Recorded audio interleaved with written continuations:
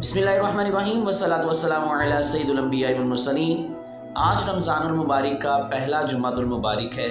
तो जुम्मतुल मुबारक के हवाले से आज की एक तो अच्छी बात और खुसूसी ताकीद। अगर आप में से कोई चाहता है कि वो पूरा रमज़ान नूर के हिसार में रहे तो वो नबी करीम सल्लल्लाहु अलैहि वसल्लम की हदीस मुबारका पर अमल कर ले।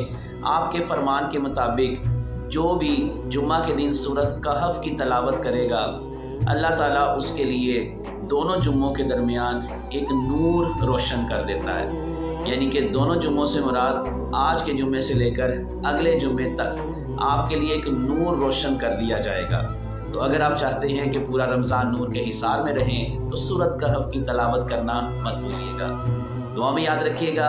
अल्लाह आप सबका हामी नासिर हो। अल्लाह आप सबके रोज़े कबूल फरमाए। फिर से जुम्मतुल मुबारक। अल्लाह हाफ़िज़।